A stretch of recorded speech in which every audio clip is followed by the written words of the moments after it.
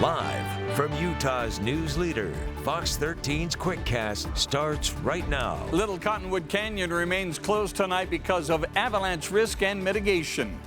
Meantime, those at the top of the canyon are still interlodged. That term means people staying at the lodges or in nearby homes are not allowed outside.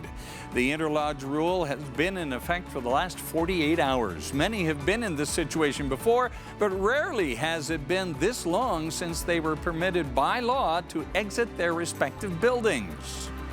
This one's a little more exciting than any other interlodge I've been a part of. Typically, they only last a couple hours while they perform mitigation, but multi-day interlodge is quite rare, and I've definitely never been multi-day maximum interlodge. Last year, Alta was under a record 52-hour interlodge. It appears this storm will break that time frame.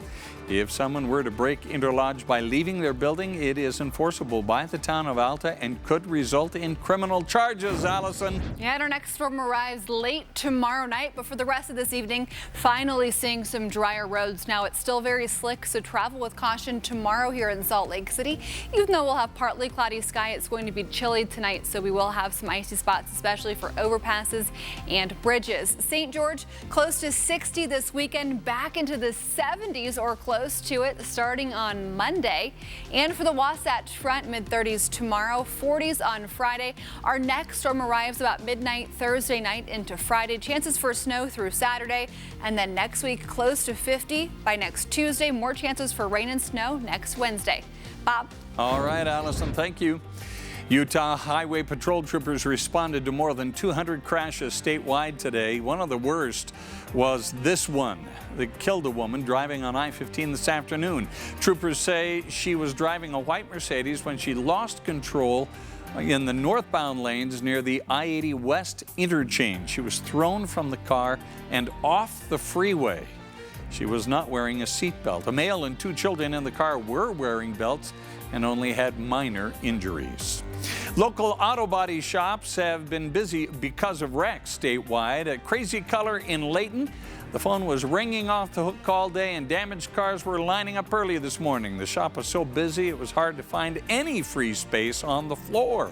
Not every car that gets in an accident today needs to be towed away from the scene, so to get 4 right off the bat was a lot. When the roads look a little bit damp and they think they can possibly push it, they seem that they do, and that's where we end up paying for it. To show how some drivers are ignoring the poor conditions, UHP posted this dash camera video to Instagram. It shows a 16-year-old driver getting pulled over and ticketed for driving 101 miles an hour. Troopers remind everyone to slow down and use extra caution in these winter conditions. 2 bills on Utah's Capitol Hill have links to last summer's protests. SB 138 would impose stricter penalties for rioting, harassment, and assaulting a police officer during a riot. HB 162 would require some police officer training to focus on de-escalation, arrest control, and mental health. The bill got unanimous support and praise from Salt Lake Police Chief Mike Brown. SB 138 saw support from citizen groups and opposition from the ACLU of Utah and the Salt Lake County District Attorney's Office. Having something like this bill in place would further deter any further damage from rioters and discourage them from even committing those violent acts in the very first place.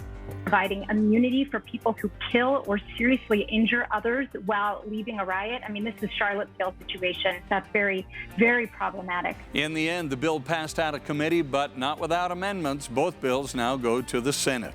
A bill that would prohibit transgender girls from participating in junior high and high school athletics has passed the state House. Morgan Representative Kara Birkeland's bill has been amended to carve out college athletics. But critics warn it's setting up Utah for a lawsuit the state will lose. The bill now goes to the state Senate.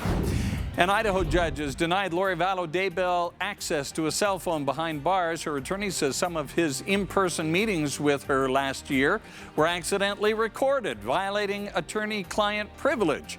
To prevent that, her attorney wanted her to have a cell phone with restricted access.